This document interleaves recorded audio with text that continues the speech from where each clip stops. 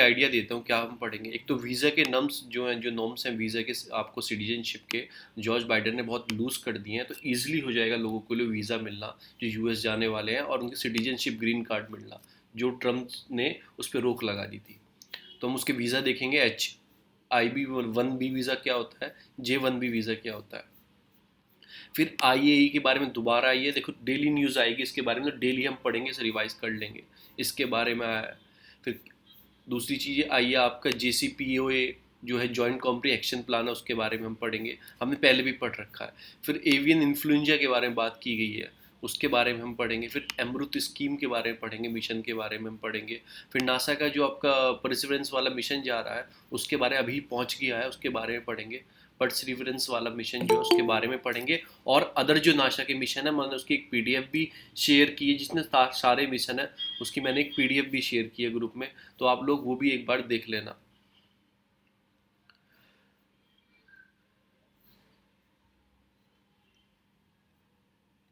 तो आप वो भी एक बार देख लेना, ठीक है ना, नासा का।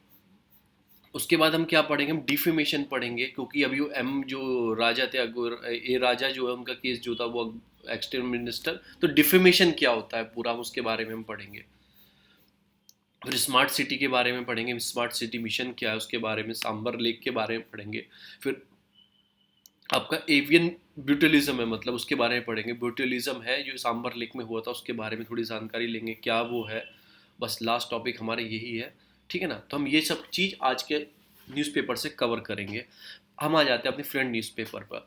सबसे पहले जो 4 PLA के फार्मर, जो मतलब भी क्या हुआ था, जब इंडिया के 20 से 22 जवान जो है मतलब कि शहीद हुए थे, जो गालवान वैली में जो फाइट हुई थी, मतलब 15 जुलाई को, तो अब जाके पहले चाइना ने क्या बोला था कि हमारा कोई भी जवान इसमें नहीं मारा गया, पर अब उन्होंने क्या बोला है, चाइना ने क्या बोला है, हमारे 4 जवान मारे गए। वो पता नहीं कितने जवान मारे गए, इंडिया बता रहा था 50 हैं, 40 हैं, उनके 40 मारे गए, पर वो कुछ नहीं पता। अभी चाइना ने इतना बोला, हमारे 4 जवान शहीद हुए हैं।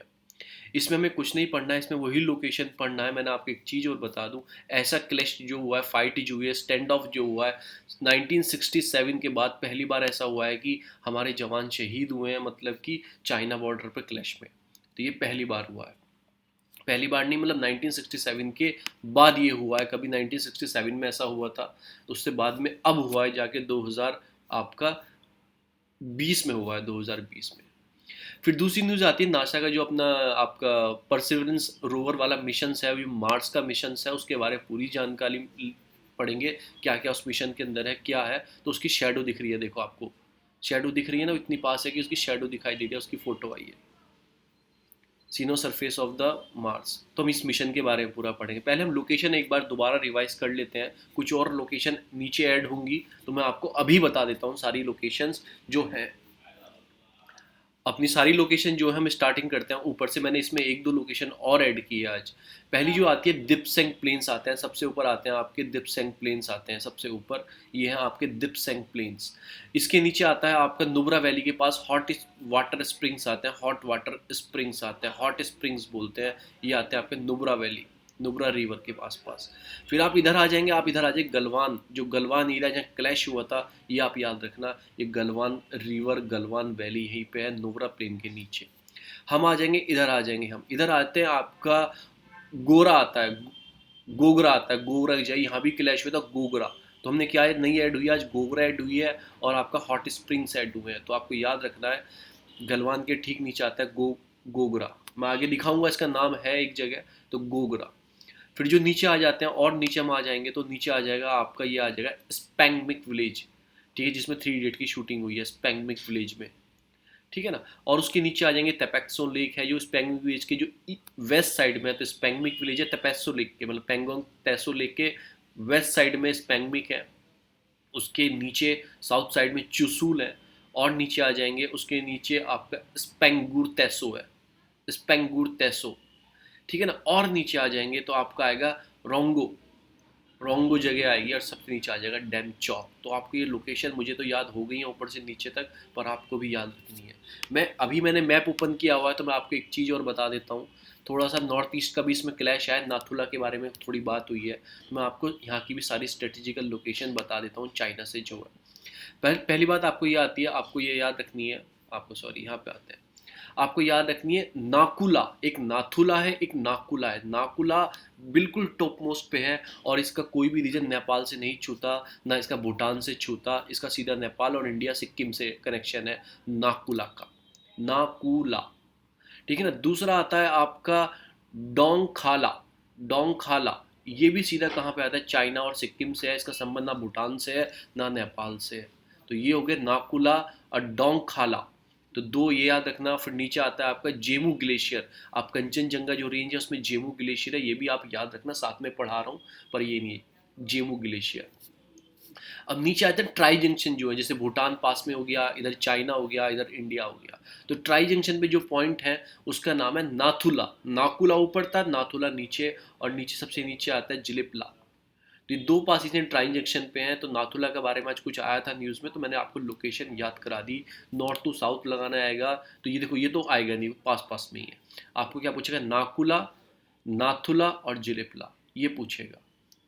तो आपको ये लोकेशन याद होगी। फिर मैं आपको फिर थोड़ा सा रिवाइज करा देता हूँ, जो अभी आपका चमोली डिस्ट्रिक्ट के अंदर जो अभी ग्लेशियर्स फटे हैं, तो मैं थोड़ी उसकी भी लोकेशन याद करा देता हूँ आपको थोड़ी सी, क्योंकि इसमें आप यार नंदा देवी नेशनल पार्क है, ये आपको पता है। ये आपकी ऋषि गंगा है, जो आके ट्रिब्यूटीज़ है, जो आके ट्रिब्यूटीज़ है, वो ट्रिब्यूटीज़ है आपकी, जो आगे ट्रिब्यूटीज़ है वो ट्रिब्यूटीज़ है आपकी धौली गंगा की। देखो मैं आपको दिखाऊँ, धौली गंगा की ट्रिब्यूटीज़ है ऋषि गंगा, ये भी धौली गंगा की ट्रिब्यूटीज़ है।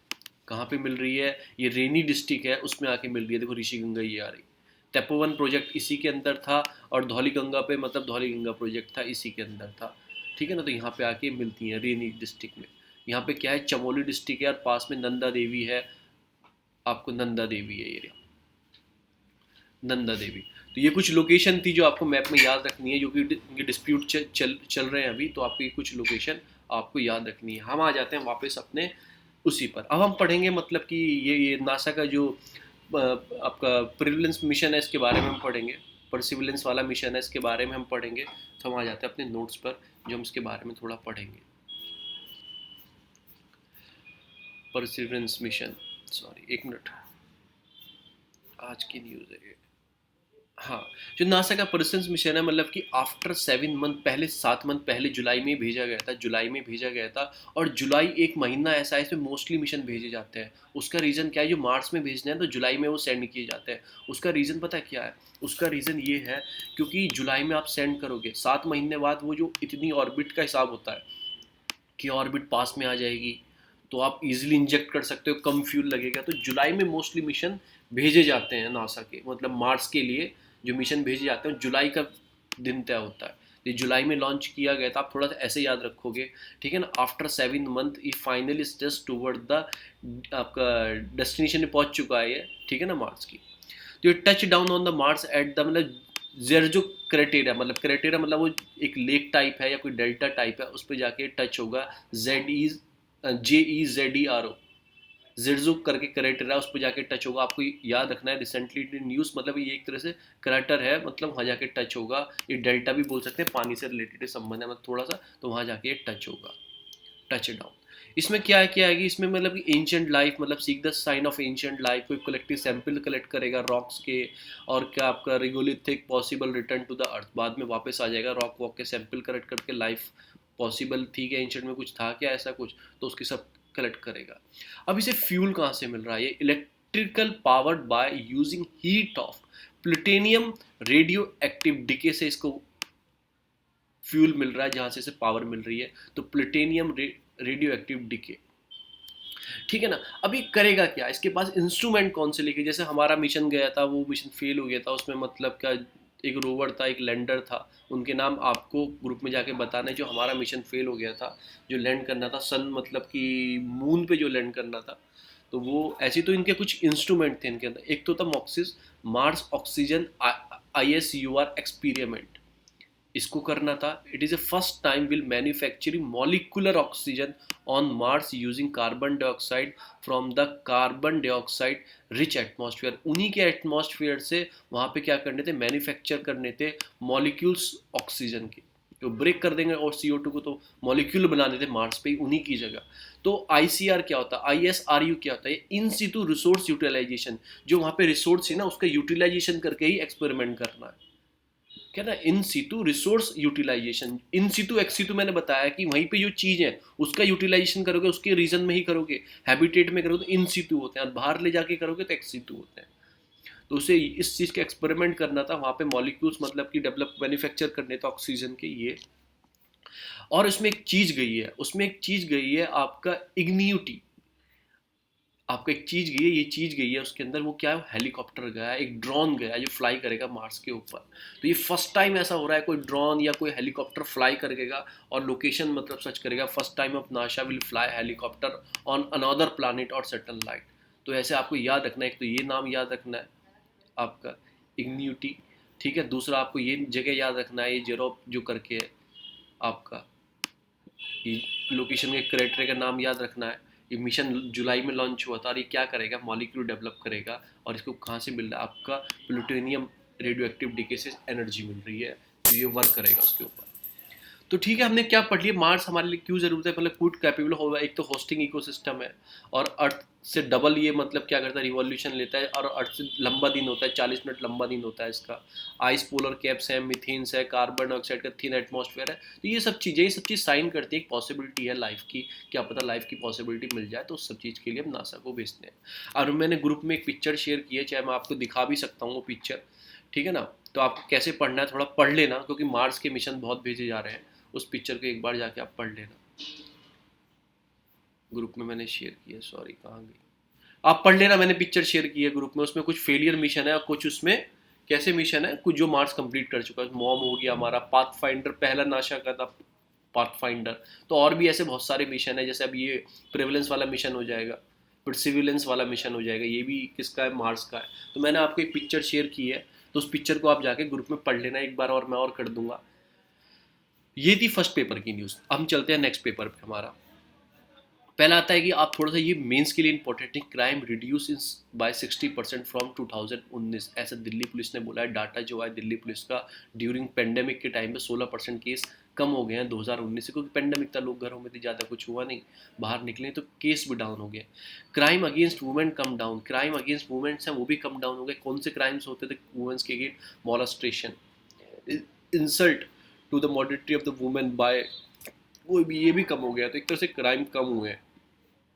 थोड़ा आप मेंस के लिखने के लिए कुछ चीज़ें भी हैं जो दिल्ली गवर्नमेंट ने की हैं, जैसे आपका पॉस्को एक्ट को मतलब कि हार्ड बना दिया है, मतलब सेंट्रल गवर्नमेंट ने। फिर यहाँ पे जगह जगह कैमरे लग गए हैं, बस में एक गार्ड रहता है, मार्शल रहता है जो सिक्योरिटी करता है। फिर और सिक्योरिटी बढ़ गई है, कैमरे लग गए हैं हर जगह, फिर वो गली मोहल्लों में कैमरे लग गए थे, दिल्ली गवर्नमेंट ने लगा दिए थे। तो उससे क्या होता है, क्राइम रोकने में थोड़ा हेल्प मिली है, तो इसलिए क्राइम भी डाउन हुए हैं। ऐसा हमें करना चाहिए कि हमें वुमेंस के अगेंस्ट के लिए मतलब कोई हेल्पलाइन नंबर स्पेशली, फिर पेट्रोलिंग बढ़ानी चाहिए, कैमरा सर्विलांस करना चाहिए एरिया को, जो हाईली मतलब क्राइमली एरिया, जैसे आपका ईस्ट दिल्ली है, उसमें बहुत क्राइम रिपोर्टेड होते हैं ईस्ट दिल्ली में, जहाँ पे अभी दंगे हुए थे, आपको याद है वो एनआरसी सीजे को लेकर दंगे भी हुए थे, वो ईस्ट दिल्ली वाला इलाका था आपका। तो ऐसे एरिया में हमें सर्विलांस बढ़ाना चाहिए। तो इस चीज़ को आप लिख सकते हो, तो मेंस का है, तो एक पॉइंट याद रखना कि क्राइम अगेंस्ट वुमेन भी स्टार्ट हो गया है।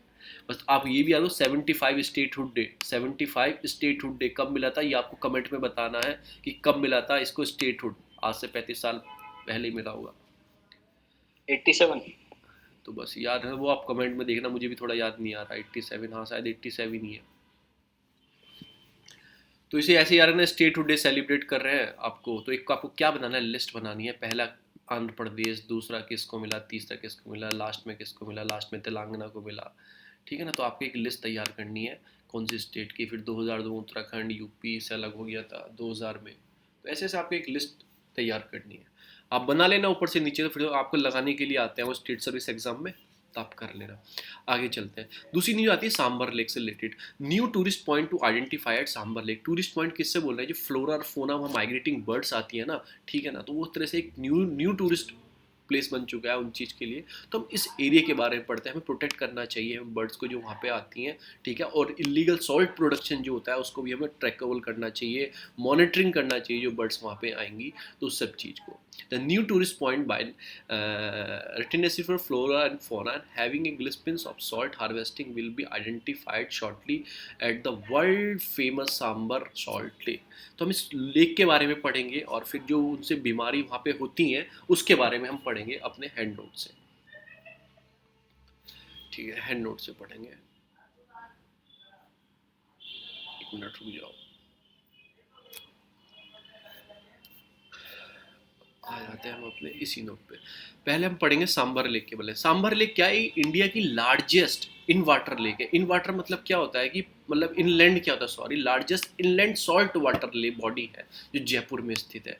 इनलैंड मतलब क्या होता है कि जमीन के अंदर, जैसे चारों तरफ तो जमीन है, समुद्र नहीं है, तो इनलैंड है मतलब अंदर है इंडिया के, तो उसे कहते हैं inland salt water lake, largest India की ये है। Surrounded all side by Aravalli hills, जो अरावली रेंज आती है आपकी दिल्ली से, हरियाणा से और जयपुर से होती है गुजरात तक जाती है, उसमें ये सराउंडेड है। और ये डेस्टिनेशन है रामसर साइट, मतलब कि डेस्टिनेटेड बॉडी है रामसर साइट की। माइग्रेट क्यों डेस्टिन मतलब कि क्यों डेजिग्नेटेड बॉडी है रामसर की? अरे रामसर है, एन नहीं है, रामसर है, क्योंकि माइग्रेटिंग बर्ड का एक बहुत अच्छा टूरिस्ट प्लेस है इसलिए।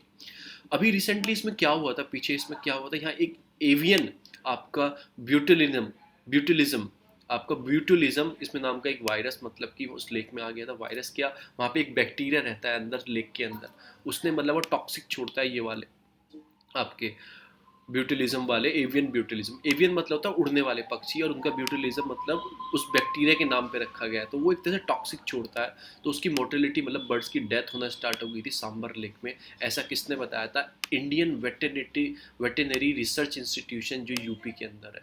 इंडियन वेटेनरी रिसर्च इंस्टीट्यूशन, आपको ये भी याद रखना है, भारत का एक वेटेनरी रिसर्च इंस्टीट्यूशन यूपी के अंदर है, उसने रिसर्च करी थी, उसने ये पाया था वहाँ पे एवियन आपका ब्यूटिलिज्म वहाँ पे हो गया था। अब एवियन ब्यूटिलिज्म के बारे में हम पढ़ते हैं। It is a neuro muscular illness, मतलब कि दिमाग की जो मसल्स होती हैं उनकी इलनेस है, और कॉजेज बाय द आपका आपका ब्यूटिलिज्म ब्यूटिनियम था, आपका ब्यूटिनियम बैक्टीरिया था जो नेचुरल टॉक्सिक छोड़ता है, उसके टॉक्सिक जो निकलता है उससे डेथ हुई थी। बैक्टीरिया का मतलब टॉक्सिक छोड़ता है, प्रोड्यूस करता है आपका आपका क्लोरोटिडियम, ठीक है ना, क्लो CLO क्लोस्ट्रीडियम करके ये बैक्टीरिया जो बोटेनियम छोड़ता है, उसकी वजह से डेथ हुई थी, क्लोस्ट्रीडियम। ठीक है ना, नाम थोड़ा डिफिकल्ट है, आप याद रखना आपका क्लोस्ट्रीडियम करके जो बोटेनियम छोड़ता है वो, तो उसकी वजह से डेथ हुई थी, तो आप याद रखना उसके नाम में ही आ गया, एक बैक्टीरिया है वो टॉक्सिक छोड़ता है, वो कॉमनली फाउंड होता है सॉइल के अंदर, रिवर के अंदर और सी वाटर के अंदर। तो affected both human and animal, दोनों को अफेक्ट करता है, ह्यूमन को भी और एनिमल को भी, और बर्ड को भी इसने अफेक्ट किया। ठीक है ना। बैक्टीरिया ये कैसा बैक्टीरिया, आपको याद रखना है, ये जो आपका ब्यूटेनियम वाला बैक्टीरिया है, ब्यूटिलिनियम वाला बैक्टीरिया कैसा बैक्टीरिया, एक तो एनरोबिक एक्सपीडिशन ये करता है, मतलब कि एब्सेंस ऑफ ऑक्सीजन में ये रहता है, ठीक है। अफेक्ट करता है नर्व सिस्टम ऑफ बर्ड, तो पैरालिसिस हो जाता है उनके लेग्स और विंग, और उनकी डेथ हो जाती है, तो ये आपको याद रखना है। आउटब्रेक कब होता है, मतलब मोस्टली कब ज़्यादा उसमें रहता है, इसका टेम्परेचर 21 डिग्री, और ड्यूरिंग ड्रॉट, मतलब पानी ड्रॉट सूखा पड़ जाए तो पानी पीने आएंगे, तो पानी भी ड्रॉट में क्या होता है, इवेपोरेशन ज़्यादा हो जाता है, तो टॉक्सिक रह जाता है ज़्यादा मात्रा में, तो ये इसकी फेवरेबल सिचुएशन। आउटब्रेक कब होता है इसका, जैसे अभी क्या आउटब्रेक कब होता है, ठंड में बहुत सारे वायरस का आउटब्रेक होता है, फेवरेबल कंडीशंस है, तो इसी टाइप से इसका है एवियन ब्यूटिलिज्म, आपको याद रखना है ये वाला। ऐसे पहली बार नहीं हुआ, ऐसे मिशिगन जो लेक है उसमें भी 2007 में होता, हवाई आइलैंड्स में आपका लेंसन डक करके, मतलब डक के अंदर ये वायरस, ऐसा वायरस पाए गए हैं, तो ऐसा कई जगह हुआ है। तो आपको हम पढ़ लिया, हम आपको एक चीज़ में और पढ़ते हैं, आपको जो वायरस अभी एवियन इन्फ्लुएंजा जो चल रहे थे उनके बारे में थोड़ा और हम पढ़ लेते हैं। एवियन इन्फ्लुएंजा जो अभी रनिंग थे, लिखा है मैंने, हाँ, उनके बारे में थोड़ा आपको बता देता हूँ। देखो एवियन इन्फ्लुएंजा क्या होता है, जो एवियन मतलब जो बर्ड वाली चीज़ होते हैं, विंग्स होते हैं उड़ने वाले, तो इन्फ्लुएंजा कौन से थे, H5N1, H7N9, H9N2, ये बर्ड फ्लू होते हैं, बर्ड फ्लू है ये, H5N1, ये सारे बर्ड फ्लू की फॉर्म है। आपको पूछा जा सकता है क्या है, बर्ड फ्लू है, कुछ भी आपको बता सकते हैं, या स्वाइन फ्लू है, तो आपको याद रखना है H5N1, H7N9 और H9N2। तीन टाइप के इन्फ्लुएंजा होते हैं बर्ड वाले, एक ए होता है, एक बी होता है, एक सी होता है। जो मोस्टली इफेक्टेड होता है वो होता है ए, ज़्यादा इफेक्टिव, और जूनोटिक होता है। जूनोटिक डिसीज़ क्या होता है, जो एनिमल से ह्यूमन में कैरी हो जाती हैं, एनिमल से ह्यूमन में आ जाएंगी। जैसे आप बोला जा रहा है कि कोरोना क्या था, बैट से आया, अगर बैट से पाया गया, बैट से बना है वायरस, तो ये जूनोटिक डिसीज में आ जाएगा, बैट से ह्यूमन में ट्रांसफर। तो एक तरह से एक खतरनाक होता है, BCV होता है, इन्फेक्टेड ह्यूमन को करते हैं, पर माइल्ड डिसीज, खांसी जुकाम हो जाएगा, आप ठीक हो जाएंगे, पर ये ज़्यादा हार्मफुल है ए वाला। अभी क्लासिफाइड करते हैं, सब 2 टाइप्स हैं इसके, मतलब कि हीमाग्लूटिन, आपका ग्लूटिन जो H फॉर्म में भी लिखते हैं, H5 लिखते हैं, फिर न्यूरोमिनिक क्लॉज करके है, न्यूरोमिनी क्लास करके है, तो उसे एन ए लिखते हैं। तो H5 हो गया, जैसे एच के ए के 9 है और एन ए के 2 है, तो ऐसे लिखेंगे H9N2। तो ठीक है, आपको बस इतना याद रखना है, इनका नाम याद रखना है, कौन कौन से बर्ड फ्लू हैं और इफेक्टिव ज़्यादा इसमें कौन सा है और कितने 3 टाइप के हो सकते हैं, बस आपको इतना याद रखना है। और 2019 में इंडिया को बर्ड फ्लू से, एवियन इन्फ्लुएंजा से फ्री कर दिया गया था, डिक्लेयर फ्री कर दिया। जैसे पोलियो को फ्री कर दिया जाता है तो इसको फ्री कर दिया जाता है, तो इंडिया को भी डिक्लेयर फ्री कर दिया गया था 2019 में। ऐसा क्यों किया गया था कि मतलब डब्ल्यू ने क्या बोला था कि मतलब कि हाँ H5N1 वाले से इन्फ्लुएंजा से फ्री कर दिया गया था, नोटिफाई किया था डब्ल्यू ने एनिमल हेल्थ को, मतलब नाउ अगेन रिपोर्टेड नहीं हुआ था, तो डब्ल्यू ने फ्री कर दिया था इंडिया को, पर अब फ्री दोबारा रिपोर्ट हुआ है। तो अब आप देखेंगे, मतलब ऐसा होता है, ऐसा नहीं होता कि मतलब एक बार रिपोर्ट हो जाए तो मतलब इट मीन्स दैट फ्री से हटा दो टैग। एक सिस्टम होता है कि इतने मंथ तक, इतने साल तक कंटिन्यूसली आ रहा है तो उसमें है, अगर बीच में आया फिर बीच में ख़त्म हो गया, आउटब्रेक हो गया, तो ऐसे नहीं करेंगे। और इसका भी सिस्टम होता है कि कई साल तक कंटिन्यूस नहीं आया तो फ्री करते हैं, ऐसे भी नहीं करते एकदम से फ्री कर देंगे। तो ये डब्ल्यू ने फ्री कर दिया था, डब्ल्यू की जो विंग्स है एनिमल हेल्थ वाली, उसने फ्री कर दिया था एवियन इन्फ्लुएंजा H5N1 को इंडिया को 2019 में ही। ठीक है ना। और इंडिया डब्ल्यू का मेंबर है, डब्ल्यू का हेडक्वार्टर रखा है पेरिस में, थोड़ी जानकारी हमने यहीं ले ली। अब हम आ जाते हैं अपने हिंदू पर, अब हम सीधे जाएंगे अपने एडिटोरियल पर। पहला एडिटोरियल जो आता है डिफेमेशन से रिलेटेड आता है। अभी क्या हुआ है देखो, ये दोनों एडिटोरियल जो हैं ये डिफेमेशन से हैं। Verdict that has ended long silence, ठीक है ना। लॉन्ग साइलेंस क्या बोला है, जो वुमेन को साथ हैरेसमेंट होता है, मैंने आपको पढ़ाया था sexual harassment at work place 2013 वाला एक्ट मैंने आपको पढ़ाया था कि अगर 10 से ज़्यादा एम्प्लॉई हैं तो इंटरनल कमेटी होनी चाहिए, 10 से कम है तो कम मेंबर है तो वो लोकल कमेटी होती थी, अगर कहीं लोकल कमेटी नहीं है तो वहाँ नोडल ऑफिसर डेस्टिनेट करता था किसी बॉडी को देखने के लिए। ये मैंने आपको पढ़ाया था किस टाइप के मैंने क्राइम बताए थे सेक्सुअल हैरेसमेंट में, कोई फोर्सफुली, वर्बली, इनवर्बली। तो मैं किसी दिन और दिन रिवाइज करवा दूंगा। तो ऐसा, तो अभी क्या हुआ है पूरी स्टोरी मैं आपको थोड़ी बताता हूँ। ये प्रिया आपकी रामानी जो थी, इन्होंने एमजर अकबर पर, जब इनमें ये क्या थी, जर्नलिस्ट थी और मतलब एक एडवोकेट भी हैं, जर्नलिस्ट भी थी। तो इन्होंने क्या हुआ, एक काम के लिए इधर उधर भटकती रहती थी, यूथ एज में थी, 23 साल 24 साल की थी। तो ये क्या हुआ, इन्हें मतलब कि इन्होंने ऐसा बोला, ऐसा मैं नहीं बोल रहा हूँ, जो यूनियन मिनिस्टर थे आपके एमजे अकबर, उन्होंने बुलाया और उनके साथ हैरेसमेंट का जिन्होंने लगाया, सेक्सुअली हैरेस किया, इनको हैरेसमेंट किया। एक काम के लिए गई थी, फिर उन्होंने ऑब्जेक्शन उठाया उसमें, तो उसमें क्या हुआ, कोई सबूत नहीं मिले। सबूत किस वाले सबूत नहीं मिले कि हैरेसमेंट हुआ है। तो उससे क्या हुआ, इन्होंने क्या किया कि केस चला, मतलब सबूत नहीं मिले तो कुछ नहीं पता लगा फिर उस बारे में।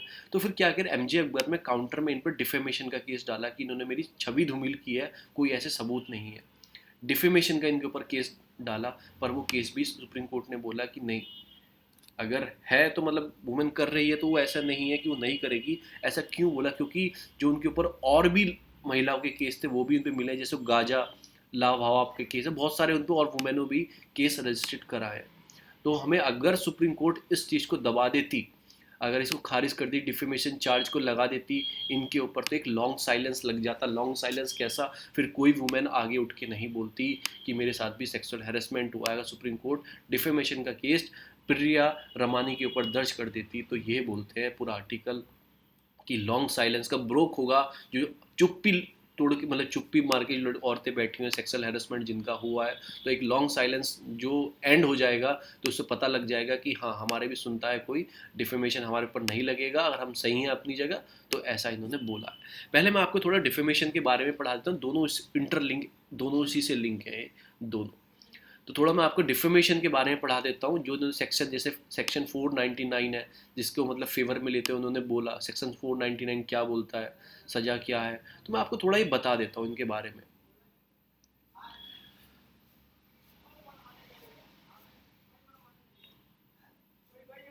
हाँ, ये आ गया आपका डिफेमेशन। देखो अभी क्या होता है इंडिया में, डिफेमेशन दोनों तरह के होते हैं, एक तो सिविल रॉन्ग कुछ हो जाए, या फिर क्रिमिनल ऑफेंस। जो ये केस था क्रिमिनल ऑफेंस का था, उन्हें सजा भी हो सकती थी अगर प्रूफ हो जाता है डिफेमेशन। तो एक तरह से लॉन्ग साइलेंस, महिला चुप हो जाती, जिनके साथ हो रहा है वो सोचिए डिफेमेशन का केस उसने लगा दिया, मेरे पास कोई सबूत नहीं है, तो कोई भी आगे नहीं आता।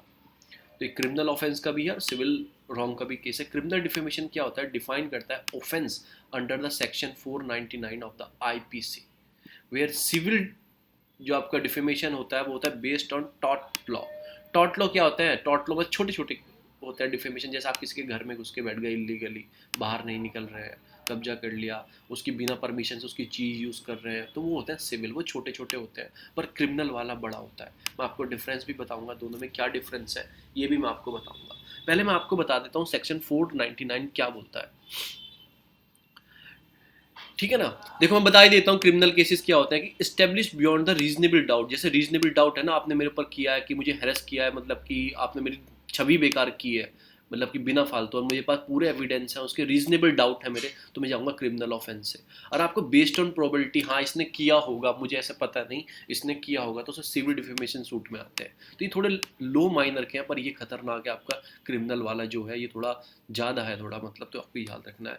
तो 499 सेक्शन क्या बोलता है? Defamation could be through word, आपको वर्ड से किसी ने बोला हो, बाय स्पोकन, इंटेंट मतलब intended to read, through sign, और ठीक है ना, और भी मतलब थ्रू द विजिबल रिप्रेजेंटेशन, आपके साथ किसी ने ऐसा किया हो तो आप डिफेमेशन डाल सकते हैं कि आपकी छवि को धूमिल किया गया है, आपकी जो छवि है उसको धूमिल किया गया है, तो आप डाल सकते हैं कि पब्लिश और spoken about the person with the intention of damaging the reputation, उसकी रेपुटेशन जो है सोसाइटी में of a person with knowledge and reason की गई है, तो आप डिफेमेशन डाल सकते हैं। जैसे क्या है, एक दोस्त के ऊपर मेरे क्या उसकी लड़ाई होगी पुलिस वालों से, और पुलिस वालों ने उसके ऊपर केस लगाया कि इन्हें नशे में नशा करके और इनसे हमारे साथ मारपीट की है। तो पुलिस वालों ने केस लगाया नशा करके, पर उसकी मेडिकल रिपोर्ट में कहीं भी नशे की बात नहीं थी, तो उसने क्या वो डिफेमेशन का सहारा लिया और पुलिस के ऊपर केस दर्ज कर दिया, और 25 लाख का उसने मानहानि का कर दिया कि मेरी 25 लाख की इन्होंने मानहानि की है, मतलब मेरी जो ये वाला केस उसने उनके ऊपर कर दिया अंडर डिफेमेशन। कोई रिपोर्ट नहीं है डॉक्टर की, मेडिकल टेस्ट हुआ कि मैंने पी रखी थी या वो था। अखबार में क्या, नशे में 2 एमबीबीएस छात्र ने लड़ाई की, तो उसने डिफेमेशन का केस कर दिया, वो केस जीत गया, 25 लाख तो नहीं मिले, पर उसे 6 लाख की मतलब कि वो उसे वो पैसे दिए गए, मतलब जो डिफेमेशन में उसने डाले थे, मतलब इतना एस्टिमेट किया था, तो 6 लाख रुपये उसे दिए गए। और उस पेपर पे भी, जिस न्यूज़पेपर ने वो आर्टिकल निकाला था, उस पर भी केस किया गया, उससे भी कुछ पैसे मिले। तो ऐसे होता है डिफेमेशन, तुम्हारी छवि को धूमिल किया गया अगर तुम सही हो अपनी जगह। इसमें कुछ एक्सपेक्टेशन, मतलब कि एक्सपेक्टेशन दी, मतलब कि कुछ बाहर से कुछ दिया गया है, एक्सपेक्टेशन दिए गए हैं इसके अंदर। इसमें क्या किया गया, अगर आप सही हो, अगर आप सही हो, अगर उसने दारू पी रखी होती है, अगर वो सही होते न्यूज़पेपर वाले, अगर आप सही हो और उजागर करना चाहते हो कि पब्लिक गुड्स के लिए कोई चीज़, जैसे उसने उन्होंने खुल के आके सामने बोला, तो इससे और महिला को क्या मिलेगा, सहारा मिलेगा, वो भी खुल के आके बोलेंगी, ठीक है ना। तो आप सही और पब्लिक गुड में कोई चीज़ आप पब्लिश कर रहे हो on the public conduct of government officer any personal, आपको टॉर्चरिंग कर रहा है, public question, any public question, अगर आप सही हो और पब्लिक आप खुल के आप बोलोगे, तो पब्लिक को इससे इफेक्ट आएगा, पब्लिक भी आगे निकल के आएगी, तो इस केस को डिफेमेशन में नहीं रखा जाएगा। जो किसने बोला, आपका उन रमानी मैम जो है, उन्होंने ऐसा बोला, इस सेक्शन के अंदर उन्होंने बात की। अगर मैं खुल के नहीं बोलती तो और वुमेन भी इसके अंदर शिकार हो सकती थी, जो ऑलरेडी हो रही हैं वो भी बाहर आएंगी। तो इस सेक्शन के अंदर उन्होंने अपना डिफेंस लिया। अब एक सेक्शन होता है इसमें, सेक्शन 500 आईपीसी। ये क्या बोलता है, पनिशमेंट बताता है कि डिफेमेशन में आपको पनिशमेंट मिल सकता है, सिंपल इम्प्रिजनमेंट मिल सकती है 3-4 महीने की, 2 साल तक की मिल सकती है, फाइन भी लग सकता है, और बोथ। तो ये है, देखो डिफेमेशन फाइन भी मिला, तो फाइन मतलब लगाया पुलिस वालों पे, तो ठीक है ना, आपकी धूमिल की गई, सजा तो नहीं दे सकते थे, फाइन लगाया, फाइन, तो उन्हें 5 लाख रुपए उसने दिए, और 1-2 लाख रुपए उसने न्यूज़पेपर वाले से गए जो उन पर फाइन लगाया। तो ये होते हैं। अब इसमें क्या हुआ था कि जो आपका आपका ये एस स्वामी जो है, मतलब कि अपना क्या नाम है उनका, नाम भूल गया, सुब्रमण्यम, बता देना भाई ने, सुब्रमण्यम स्वामी जो है वर्सेस यूनियन ऑफ इंडिया, 2014 का केस है। इसमें कॉन्स्टिट्यूशन आपकी कॉन्स्टिट्यूशनल वैलिडिटी चेक की गई थी क्रिमिनल डिफेमेशन की, थोड़ा याद रखना। सुब्रमण्यम स्वामी जो है उनका केस है 2014 का, इसमें कॉन्स्टिट्यूशनल वैलिडिटी चेक की गई थी आपके क्रिमिनल डिफेमेशन केस की, कि वो कॉन्स्टिट्यूशनल के सही है, अकॉर्डिंग है, तो मतलब सुप्रीम कोर्ट ने सही पाया कि ये सही है। तो आपके पूरा डिफेमेशन के बारे में पता है, सेक्शन 499 एक्सपेक्टेशन क्या है, सेक्शन 500 क्या है डिफेमेशन का, ठीक है ना, किस तरह के डिफेमेशन आप केस दर्ज कर सकते हो, और उसकी मतलब कि थोड़ा मतलब कि एक्सेप्शन क्या है उसके अंदर 499 के, जो इसका सहारा लिया था, अभी जो केस चल रहा था उसका सहारा लिया गया था इसी केस में, जो आपका ये एम रमानी जो है, इन्होंने इसी का सेक्शन 499 का सहारा लिया था। क्या बोला गया है इसमें, it is not a defamation to impute anything which are true concern of any person, कि डिफेमेशन में नहीं आएगा आपका सही में हो रहा है।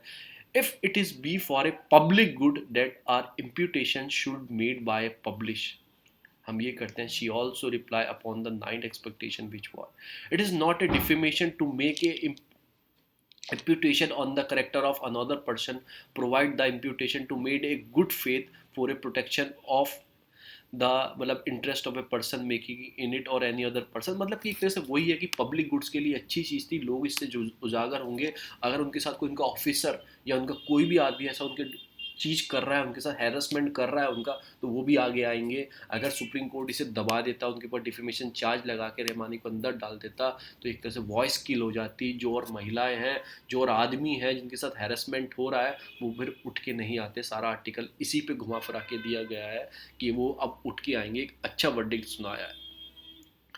फिर इस वाले आर्टिकल में क्या आता है कि convict in the case for deleterious concern of the, मतलब यही सारी बातें की गई हैं, ठीक है। Many women suffer in the silence in the face of harassment, especially in the early stage of their मतलब करियर हेड, मतलब जो करियर की स्टार्टिंग होती है, ये यहाँ पे नहीं है, बॉलीवुड में भी है, ये हर जगह है। जो करियर यहाँ से आप स्टार्टिंग करते हो, वहाँ आपके साथ डिफेमेशन बहुत होता है, मतलब सॉरी डिफेमेशन ही, हैरेसमेंट आपका बहुत किया जाता है। मैं ये नहीं कह रहा सेक्सुअली किया जाता है, टॉर्चर तरीके से किया जाता है, इनवर्बली किया जाता है, वो हैरेसमेंट आपका किया जाता है। तो ठीक है, ये वाली चीज़ है। Ramani claim the for true and made a public good, ये उन्होंने अच्छा किया और पब्लिक गुड में आगे रखा, उन्होंने आगे उठ के आई। Can not be punish for a criminal defamation when she raised his voice against the sexual harassment, because right to reputation can not be protected at the cost of the right to life and the dignity of women. तो ये भी कुछ चीज़ें इन्होंने बोली गई हैं। The court आपके discourse that the women has a right to put their grievance at the any platform of her choice and even after decade, कि अगर आपके साथ आज हुआ है और 10 साल बाद आप उसकी मतलब की जिक्र करोगे उसका, तो वो भी वैलिड माना जाएगा। ऐसे कोर्ट ने साफ बोल दिया है कि आपका 10 साल पहले आपके साथ कुछ हैरेसमेंट हुआ था और आप हिम्मत आ जाइए आपके बाद इस केस को पढ़ने के बाद, तो आज भी आप सामने आ सकते हो, तो हम सेक्सुअल हैरेसमेंट का वो केस चलाएंगे उसके ऊपर, ऐसा कोर्ट ने बोल दिया है कि उनके ऊपर राइट है। इसमें क्या बोला है, court place in the context of the need of women have to freedom, equality, equal opportunity, social protection if their work expel in the atmosphere in which their work place आपका participants is under desire law. मतलब ये सब चीज़ें वही बात की गई, सारी इक्वलिटी की सब चीज़ की बात की। Unfortunately the criminal defamation still survive in the statute book thanks to 2016 का supreme court verdict upholding it. कुछ वर्डिक्स 2016 में दिया था कि स्टिल सर्वाइव कर रहे हैं ये सब चीज़ें। Time may be have the to decriminalise, मतलब कि decriminalise the defamation so that those who suffering from in injury to with the reputation to left their only civil रेडेमी। तो मतलब कुछ इसमें सारी यही बातें की गई हैं। वुमेन को एक तरह से पूरे राइट आने चाहिए, मतलब कि देने चाहिए, और उनके साथ जो भी गलत हुआ है, चाहे वो 10 साल पहले हुआ है, 10 साल बाद हुआ हो, वो इक्वलिटी स्टेटस शेयर करती हैं अपना, तो उनको आगे आना चाहिए, सबके साथ इक्वल व्यवहार होना चाहिए। तो ये दोनों आर्टिकल इसी पे बोलते हैं। इस पर कुछ लाइन्स हैं, जैसे ये है, आप ये खुद भी लिख सकते हो कि women have freedom, equality, equal opportunity, social protection, ये तो खुद नॉर्मल चीज़ें हैं। दूसरा आर्टिकल आता है too many IIT is unrealistic with expectation. मतलब क्या कह रहा है, मैं आपको इसका सरल अर्थ बताता हूँ, जिस्ट बताता हूँ क्या है। कि देखो, एक दो इंस्टीट्यूट पहले क्या होते थे, 3-4 आईआईटी होती थी पूरे इंडिया में, तो उनकी रिपुटेशन बहुत थी, बहुत उनको माना जाता था, क्योंकि वही है ना, मतलब कि एक तो सप्लाई कम थी, मतलब कम सीटें होती थी, तो लोग ज़्यादा चाह होती थी। I I T is one of the toughest exam. अब बढ़ा के उन्होंने 23-27 आई आई टी बना दी है, 23 आई आई टी बना दी है आई आई टी। तो इस तरह से उनकी रिपुटेशन कम होती जा रही है, ऐसा इन आर्टिकल में बोला गया है। ऐसा ही फिलिपीन जो है, मतलब कि मैथ्यू जो है, इन्होंने लिखा है ऐसा इन्होंने, कि आईआईटी मतलब जो इंस्टीट्यूट थे कि क्या थे, कि were the crown jewels of the Indian higher education. ठीक है भाई, हम भी मैंने पढ़ाई की आईआईटी के लिए कि आईआईटी मिलेगी, आईआईटी मिलेगी, पर नहीं, 10-5 नंबर कम रह गया, एनआईटी मिला, कोई बात नहीं, चले गए पढ़ने साल बेकार नहीं करना था। तो इसमें यही है कि इसमें क्या था कि एक ज्वेल इंस्टीट्यूट होते थे, मतलब कि हीरा होते थे, मतलब देश की, क्योंकि कम मात्रा में थे और बढ़िया पढ़ाई होती थी उसके अंदर। ऐसा क्यों बोला गया है कि एक तो देखो, एक इंस्टीट्यूट एक ही है, जैसे मैंने एक इंस्टीट्यूट का नाम दिया, एक इंस्टीट्यूट और सबसे खतरनाक मतलब है हीरा है देश का।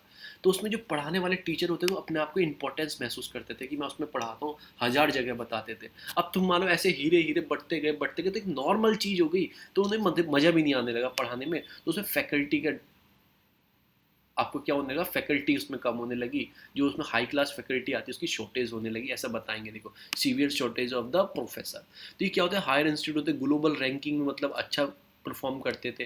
According to the current place IIT system the expand beyond its capacity to maintain higher standard and danger to stink into the आपके मिलिट्री राइट्स में हो गया। मतलब क्या, मतलब कहने का मतलब है, पहले क्या होते थे, कम इंस्टीट्यूट होते थे, तो हैंडल करने सेंट्रल गवर्नमेंट जो पैसा देती है इनको, वो हैंडल करने में इजी होता था। सेंट्रल से असिस्टेंट प्रोवाइड होता है, कि मैंने सुना है कि 10-20 करोड़ रुपए हर साल ज़्यादा आते हैं, 50 करोड़ के आसपास रुपए आते हैं, तो उन्हें हैंडल करने आसानी होती थी, अच्छे टीचर्स उसमें जाते थे। और ये मोस्टली मेट्रोपॉलिटन सिटी में होते थे, बड़ी सिटी में होते थे, अर्बन एरिया में होते। अब तो मंडी में आपका और भी कहाँ का खुल गया, आपको इसमें दिखाएंगे। देखो, मंडी में खुल गया, पड़ाका जो केरला में खुल गया, मंडी हिमाचल प्रदेश कर्नाटक के धारवाड़ में खुल गए। तो पहले क्या होते थे, ये कहाँ होते थे, देखो कहाँ होते थे, मद्रास, कानपुर, IIT दिल्ली, IIT बॉम्बे।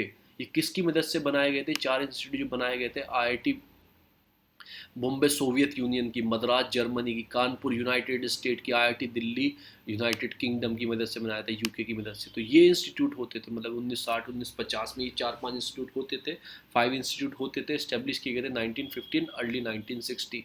तो ये 4 इंस्टीट्यूट होते, फिर बाद में 23 इंस्टीट्यूट और बना दिए। तो इस चीज़ से क्या चीज़ हमें पता लगी है, कि इस चीज़ से हमें क्या पता लगा है, कि ज़्यादा बढ़ाने से आप उनकी पावर कम करते जा रहे हो, उनकी जो पैसे आते हैं वो कम करते जा रहे हो। ये चीज़ ये बता रहे हैं पूरे आर्टिकल में। तो इतने इंस्टीट्यूट होते थे एक तरह से, ठीक है ना। उसके बाद क्या होने लगे, 23 इंस्टीट्यूट, फिर IIT दिल्ली सेट में आ गया, फिर अनदर 34 ईयर बाद IIT गुवाहाटी आ गया। देखो 34 साल बाद IIT गुवाहाटी आया, और 17 साल के अंदर अंदर में 23 और आ गए, 23 इंस्टीट्यूट और आगे। मैं ये नहीं कहता हूँ कि उन इलाकों में नहीं होने चाहिए, होने चाहिए, पर आर्टिकल पूरा क्या बोलता है, आपको उनकी मैन पावर, उनकी फाइनेंस पावर भी तो बढ़ानी है ना।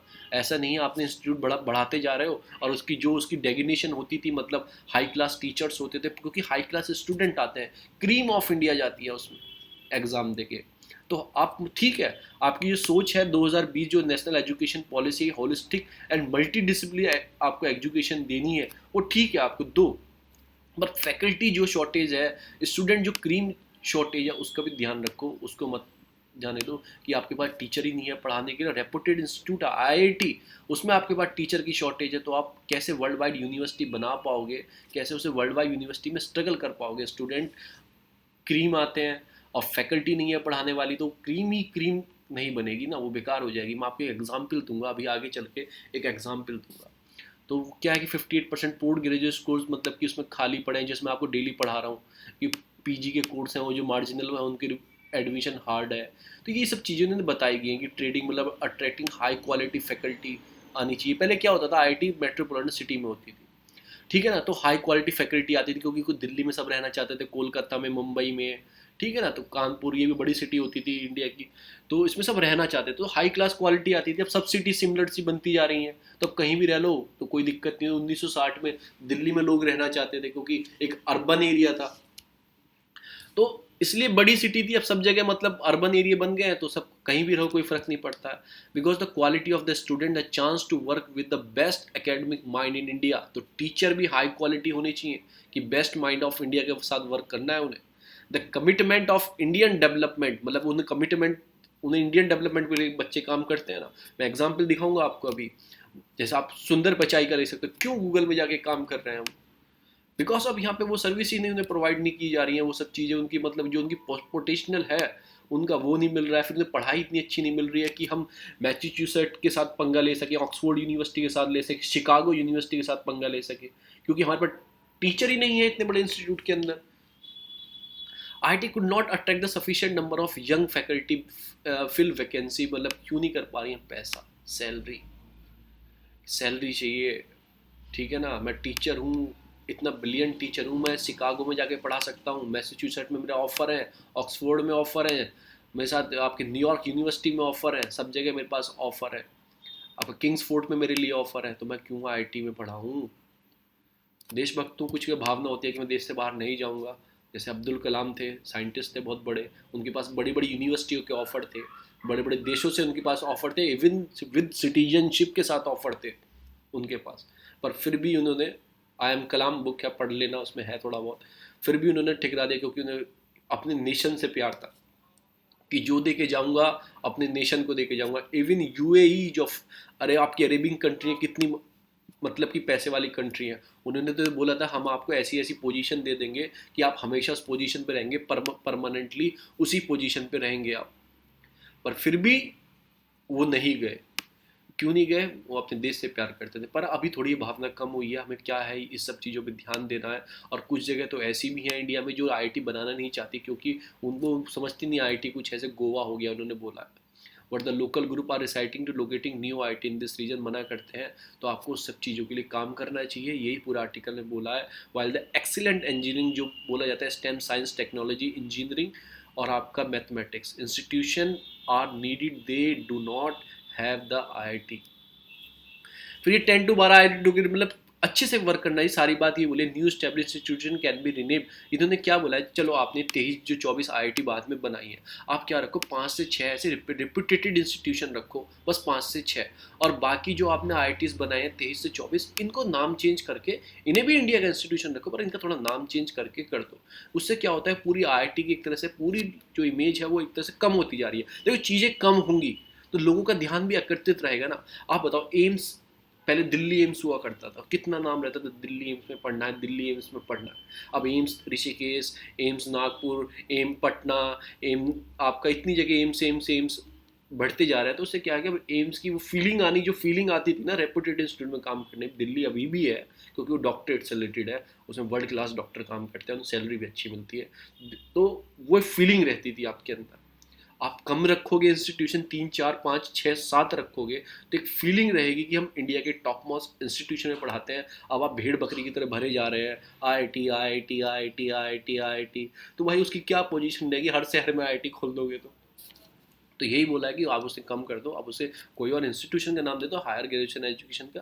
आईआईटी सिस्टम को सिस्टम मतलब रहने दो, वर्ल्ड क्लास बनाना है लेवल पे, तो वर्ल्ड क्लास फैसिलिटी चाहिए विद द आपको रिक्रूटमेंट करने की टॉप यूनिवर्सिटी ऑफ इंटरनेशनल, कि बाहर की जो फैकल्टी है विदेशों की, उनको भी आपको रिक्रूट करना होगा। ऐसा ही सारा आर्टिकल बोलता है। आईआईटी नीड टू पे the attention of the internationalism of beyond the setting of the brightest graduate. सब सारी बात इसमें यही की है आईआईटी की,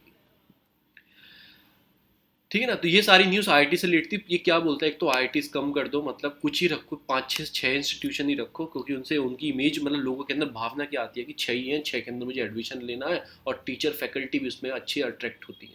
दूसरी चीज़ आपको क्या बोला है कि फंडिंग स्टार्ट करो, वर्ल्ड क्लास फैसिलिटी मतलब ला के दो, और वर्ल्ड क्लास मतलब उसमें फैकल्टी ला के दो, क्योंकि टॉप इंस्टीट्यूशन में क्रीम आती है इंडिया की, और उसको क्या चाहिए, क्वालिटी ऑफ स्टूडेंट आते हैं, चांस उन्हें वर्क करने का मिले, एकेडमिक माइंड को इनहेंस हो सके, क्योंकि वर्ल्ड क्लास फैसिलिटी उनके पास आएगी, वर्ल्ड क्लास फैकल्टी उनके पास होगी। होता है ऐसा, मेरे स्कूल में क्या होते थे, वो संविधान टीचर होते थे ना, एनआईटी में बता रहा हूँ, एनआईटी जयपुर में, तो वो क्या होते थे, मतलब वो टाइमली वाले जो होते थे, उन 6 महीने पढ़ाना है, तो उनके कोर्स रहते थे, उन्हें ये टॉपिक पढ़ाना चले जाना है, बिकॉज लैक ऑफ फैकल्टी, कोई परमानेंट फैकल्टी नहीं थी हमारे पास, तो वो पढ़ा के चले जाते थे। तो उनके पास क्या एक्सपीरियंस होगा, क्योंकि एक्सपीरियंस टीचर अलग पढ़ाता है आपको, और इन एक्सपीरियंस टीचर को आपको ऐसे पढ़ा के चला जाएगा। तो वही सब चीज़ें होती थी। Experience is a must thing कि आपके पास है, क्योंकि पढ़ाने के लिए, क्योंकि आपको इनोवेटिव माइंड बनाना है। इनोवेटिव माइंड कब बनेगा, आपके जब इनोवेटिव आपकी एक्सपीरियंस होगा। तो यही सारी बात इन्होंने की है। फिर ये आपको पूरा आ गया चमोली डिस्ट्रिक्ट के बारे, पूरी हिस्ट्री आ गई। 62 लोग अभी तक इसमें डेथ हो चुकी है, तो पूरी हिस्ट्री पढ़ लेना, कैसे क्या हुआ, डेवलपमेंट, लोकल कंटेनेंट, वर्नेबल माउंटेन, ये मैं कई बार पढ़ा चुका हूँ। सारे आर्टिकल को इन्होंने एक साथ दे दिया। नेक्स्ट न्यूज़ आती है आपकी, मोदी ने इंफ्रास्ट्रक्चर प्रोजेक्ट का मतलब केरला में स्टार्ट की है। आपको याद रखना, आपका पुगलूर, आपका तिसूर जो हाई वोल्टेज डायरेक्ट करंट वाला है, पावर ट्रांसमिशन कॉरिडोर बनाने की बात की गई। 50 मेगावाट सोलर पार्क इन कासा, आपका कसरागोड डिस्ट्रिक्ट में बनाने की बात की गई। तो नाम याद रखना, कसरागोड डिस्ट्रिक्ट आपका आपका पुगालुरू और तिसूर वाला हाई वोल्टेज वाला। तो ये सब इन्होंने बात की है। अब इसमें क्या है, कोची और त्रिवेंद्रपुरम को made significance progress under smart city mission, ये पढ़ेंगे। और ठीक है ना, मतलब कि 175 water supply project worth 1100 crore रुपए के हैज़ बीन अंडर अमृत, तो ये दोनों पढ़ेंगे। ठीक है ना। तो एक तो कोची और त्रिवेंद्रपुरम ने प्रोग्रेस की है स्मार्ट सिटी मिशन में, और पैसा दिया गया है वर्ल्ड सब मतलब वाटर सप्लाई के लिए अमृत मिशन के अंदर। तो ये याद रखना है, और ये प्रोजेक्ट के नाम याद रखने हैं आपको। तो हम जाते हैं अपने नोट्स पे। पहला नोट आएगा आपका रिलेटेड टू अमृत स्कीम से। अमृत स्कीम क्या है, सॉरी एक मिनट रुक जाओ। ये क्या बोलता है, Atal mission of regenerate and the urban transformation, ठीक है ना। अर्बन ट्रांसफॉर्मेशन क्या है, 2015 में लॉन्च हुआ था, ministry of housing and urban इसे करती है। और इसका पर्पस क्या है, every household access to tap water, सभी हाउस होल्ड को टैप वाटर में, इसी से रिलेटेड जल जीवन मिशन है, ठीक है। तो इसी के अंदर और सीवेज कनेक्शन, देखो एक तो वाटर की सप्लाई हो अच्छे से और सीवेज कनेक्शन अच्छा हो, ये मिशन ये बोलता है, ये मिशन, ये वाला मिशन ये बोलता है। और सीवेज की कनेक्शन हो और वाटर सप्लाई हो और रिड्यूस द पॉपुलेशन, मतलब कि पॉल्यूशन, सॉरी पॉपुलेशन नहीं, आपका पॉल्यूशन की रिड्यूस हो। और पॉल्यूशन रिड्यूस हो, कैसे रिड्यूस कर सकते हैं हम, नॉन मोटराइज मतलब ट्रांसपोर्ट बना सकते हैं, जो मतलब कि जैसे वॉकिंग होगी, साइकिलिंग होगी, उनके लिए अलग से स्ट्रीट डेवलप कर सकते हैं। मैंने तो ज़्यादा गए नहीं, आप ग्रेटर नोएडा चले जाओ, ग्रेटर नोएडा एक तरह से वेल डेवलप बोला जाता है, क्योंकि उसमें अलग से वॉकिंग के लिए, अलग से साइकिलिंग के लिए पास में जो है तो उसमें बनाए गए हैं। तो ऐसी चीज़ें हमें करनी चाहिए। आप मूवी में देखते होगे ना, साइकिलिंग के अलग पाथ होते हैं और गाड़ियों के लिए अलग होते हैं, तो उस चीज़ के लिए हमें भी वर्क करना चाहिए। तो ये सब चीज़ के लिए काम करता है, वाटर सप्लाई, वाटर, आपका सीवेज कलेक्शन, आपका सीवेज आप कनेक्शन सॉरी, और आपका पॉल्यूशन के लिए भी काम करता है। तो ये सब चीज़ें इन्होंने अप्रोच रखनी है कि साथ साथ क्या करना है, एनवायरनमेंट को भी साथ लेके चलना है। इस चीज़ को भी अमृत मिशन में बताया गया है और ये ministry of housing and urban का था। नेक्स्ट मिशन आता है हमारा smart city mission, cyclic for change challenge, ठीक है ना। तो ये इसका कुछ भी मान सकते हो, आप लिख सकते हो। ये सेंट्रल स्पॉन्सर स्कीम है और ये इनोवेटिव, आपका इनोवेटिव इनिशिएटिव है under ministry of housing and urban का और गवर्नमेंट ऑफ इंडिया का, to drive the eco growth, मतलब economic growth, improve the quality of life of the people, enabling the local development, enhancing technology, local area का development करके, technology को enhance करके चीज़ों को, तो एक क्वालिटी लाइफ प्रोवाइड करनी है पीपल को, इकोनॉमिक ग्रोथ करके और इम्प्रूव द क्वालिटी करके। एम क्या है इसका, provide the core infrastructure to get decent quality of life of the citizen, कि ये इसको करना है, क्वालिटी लाइफ देनी है, इंफ्रास्ट्रक्चर को, टेक्नोलॉजी को इनहेंस करके। फोकस किस पे करना है, सस्टेनेबल और इंक्लूसिव डेवलपमेंट की, सस्टेनेबल की इन्वायरमेंट को भी हार्म ना पहुंचे, सस्टेनेबल डेवलपमेंट और इंक्लूसिव डेवलपमेंट देना है। 3 स्टेप है इसके, आपका रेट्रो, आपका फिटिंग, आपका देना है रेट्रो फिटिंग देना है, आपको रीडेवलपमेंट देना और ग्रीन फील्ड। रेट्रो फिटिंग का मतलब क्या होता है, रिनोवेट करना, चीज़ पहले से ही है पता, उसे रिनोवेट करना अच्छे से। और रीडेवलपमेंट करना कि मतलब कि वो चीज़ खराब हो गया, उसे डेवलप दोबारा से किया जाएगा। देखो आपका रेट्रो फिटिंग में तो चल रहा है वो थोड़ा थोड़ा, बस रिनोवेट करके और अच्छे से आप कर दोगे, रीडेवलपमेंट करके आपको नहीं अच्छे से काम नहीं हो रहा, रीडेवलप करो इसे। और ग्रीन फील्ड पूरा नई तरीके से बनाओ। तो 3 तरह के इसमें स्टेप्स हैं मॉडल के। और mission cover 100 city bye 5 year, 2015 से 20 तक इसने 500 सिटी को कवर किया गया। वो आप देखना, इसकी रिपोर्ट आने वाली होगी कि पेंडेमिक की वजह से नहीं आई है 2020 वाली। अब हम चेक करेंगे कि क्या इस रिपोर्ट का रहा भी आने वाली होगी। तो ये आपने 2 मिशन पढ़ लिया, आपका स्मार्ट सिटी मिशन और आपका अमृत। तो मैंने इसके अंदर यही पढ़ा कि ये पढ़ा है। आपकी जगह के नाम ये रखना, आपका पुगलूर और तिसूर, ये आपका तिसूर वाली जो है और कासागोड़ जो है। फिर आती है कि एक कर्नाटक की जो बुक है, वहाँ पे क्या होता है कर्नाटक में, मतलब कि जो सेक्रीफाइस किया जाता है, एनिमल सेक्रीफाइस किया गया था, वहाँ से 2 पेजेस हटाए जाएंगे 6 क्लास की बुक के, जिसमें एनिमल सेक्रीफाइस के ड्यूरिंग रिचुअल्स की बात की गई है। तो ऐसे वहाँ से हटाए जाएंगे। अब आपको क्या करना है काजल, आपको क्या बताना है ग्रुप में जाके, आपको ये बताना है कि कर्नाटक में कौन से ऐसे इवेंट होते हैं जिसमें मतलब कि ऐसे रिचुअल्स होते हैं जिसमें एनिमल सेक्रीफाइस किया जाता है, कौन सा रिचुअल्स होता है, उसके 2 एग्जाम्पल देना है, एक हो तो एक दे देना, ये 2 हो तो 2 दे देना। कौन सा ऐसा रिचुअल है इसमें एनिमल सेक्रीफाइस, तो उसके कुछ चैप्टर या पेजेस थे उनको हटाया जाएगा। डिपार्टमेंट ऑफ पब्लिक, जो कर्नाटक का है डिपार्टमेंट ऑफ पब्लिक इंस्ट्रक्शन, वो उन पेजेस को हटाएगा, क्योंकि वो बात करते थे मतलब ह्यूमन सेक्रीफाइस की, मतलब ह्यूमन नहीं सॉरी एनिमल सेक्रीफाइस की। फिर ये पेंगोंग तेसो लेक का जो है, अब देखो हट गया, पहले क्या देखो ऐसे सेटलमेंट हो गया था सारा, अब उन्होंने रिमूव कर दिया सारा सेटलमेंट, हट गया है। देखो ये हट गया, पीछे हट गए। तो इसमें आपको ये आएगा गोगरा और हॉट स्प्रिंग और दिपसेंग प्लेन। तो आपको मैं तीनों लोकेशन में बता चुका हूँ पहले उसमें। दूसरी न्यूज़ आती है, नागालैंड में एक विलेज है, सनशाइन हुआ है कि मतलब उसमें कितने साल बाद, 40 साल बाद, मतलब 44 साल बाद वहाँ इलेक्ट्रिसिटी आई है, और वो भी आई है आपके सोलर लाइट की वजह से। तो आपको याद रखना, शिन्यू विलेज करके है ये, इसमें 44 साल लिखने के लिए आई, तो आप लिख देना। नेक्स्ट न्यूज़ आती है ईरान डील, जेकॉब वाली वो डील चलिए, JCPOA वाली डील है, ठीक है ना। और एक आपको E3 भी याद रखना है। एक तो जेकॉब वाली से परमानेंट 5 और प्लस जर्मनी है, परमानेंट 5 प्लस जर्मनी है इसके अंदर, देखो ये रहा परमानेंट 5। और एक E3 हो रहा है, इनसे भी जापान अलग से डील कर रहा है, मतलब कि ईरान, इसमें UK, फ्रांस और जर्मनी है, सारी किसकी हैं, यूरोपियन कंट्री है। E3 आपको याद रखना है, ठीक है ना। तो इसमें क्या क्या, ईरान है threaten to the partially stop the international atomic, इसने थ्रेट किया था कि जैकब डील को कैंसिल कर दिया था। तो अब क्या बोला है कि यूएस ने और E3 ने मिलकर क्या बोला है कि हम आपके सेंक्शन हटा देंगे, आप अच्छे से काम करो, सेंक्शन जो लगाए काट सके हम आप पे हटा देंगे। फिर आपकी जिनेवा सेशन क्या होता है, मतलब वहाँ पे क्या हुआ था 12 ईयर पहले, क्या हुआ था वहाँ पे, मतलब श्रीलंका जो ऊपर वाला रीजन है जो तमिल रहते हैं अपने, तमिलियन जाफना वाला रीजन है, वहाँ पे सिविल वार हुई थी बस, उसके लॉन्ग टाइम सिविल वार, वो अभी भी प्रोटेस्ट करते रहते हैं क्योंकि उनके बहुत सारे आदमी मिस है, हस्बैंड मतलब कि उनके मतलब कि बहुत सारे आदमी अभी भी मिस है उस सिविल वार में, तो वो प्रोटेस्ट करते रहते हैं, उठा लेते हैं डंडा। फिर आपका ट्रांस अटलांटिक अलायंस, मतलब क्या बात की गई, बाइडन मतलब आए हैं क्या बोल रहे हैं, हम फिर से पावर बनाएंगे वेस्ट में, फिर से यूएस को पावर बनाएंगे, मतलब पावर बना के रखेंगे यूएस को, मतलब कि पावर बनाएंगे। देखो अलायंस मतलब ऑन फ्राइडे पावरफुल स्पीच आपका reestablish US the leader of the west against what he called the global assault on democracy, मतलब कि वेस्ट पावर बनाएंगे, जो भी पूरे वर्ल्ड में डेमोक्रेसी का अगेंस्ट कोई लीडर काम कर रहे हैं, कोई भी कंट्री काम कर रहे हैं, उन्हें फोर्सफुली हम उनके ऊपर फोर्स करेंगे कि आप डेमोक्रेटिक कंट्री लेके आओ, जैसे म्यांमार में हो रहा है, तो वैसे फोर्स करेंगे। What he call to global assault on democracy, उसके ऊपर वर्क करेंगे। तो एक ये आपको ट्रांस अटलांटिक अलायंस बनाएंगे और powerful country, democratic powerful country west में यूएस को बनाएंगे, ऐसा इन्होंने बोला है।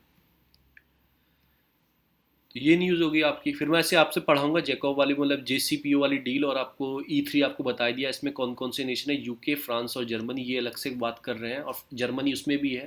तो मैं आपको जो IEA के बारे में पढ़ाऊंगा। देखो मैं क्या बोल रहा था आपसे, क्यों IIT स्वाति मोहन, अभी जो मिशन गया है नासा पे, जो मिशन नासा ने भेजा जो मार्स पे गया, आपका प्रिविलेंस वाला मिशन जो गया है, इसमें जो मेन लीडर थी उनका नाम था Swati Mohan, the Indian American scientist. Why American scientist, why not Indian scientist, because the reason is this कि इतना क्वालिफिकेशन के बाद ठीक है उनके अंदर नहीं है, तो उनको चीज़ चाहिए ना, क्वालिटी ऑफ लाइफ चाहिए जिसके लिए वो पढ़े हैं, वो भी उनके लिए जगह ठीक है।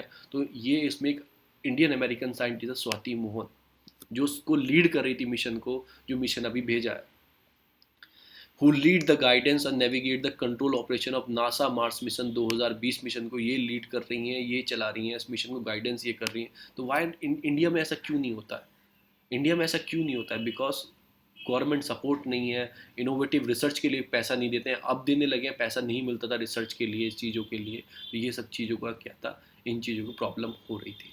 तो स्वाति मोहन, आप ये नाम याद रखना, यही लीड करेंगी नासा के मार्स 2000 मिशन को, जो मिशन अभी गया है उसको यही लीड करेंगी। फिर दूसरी स्ट्रेटेजी आती है, मतलब ये तो चलो बाद में बताऊंगा ये। फिर क्या क्या क्या है, इंडिया IIT शुड बी में, मतलब कि work benefit to the immigration वाले बिल्स हैं, मतलब कि अब जो इंडिया के इंफॉर्मेशन टेक्नोलॉजी वाले वर्कर जाते हैं, IT वाले वर्कर जाते हैं, हम जैसे लोग जाते हैं घूमने फिरने नौकरी करने, तो उनको ग्रीन कार्ड मिलना इजी हो जाएगा। ग्रीन कार्ड के बाद सिटीजनशिप मिल जाती है, उसको इजी हो जाएगा। जैसे आपको पहले वीज़ा मिलता है, आप इतने साल अच्छे से काम करें आपको ग्रीन कार्ड मिल जाएगा।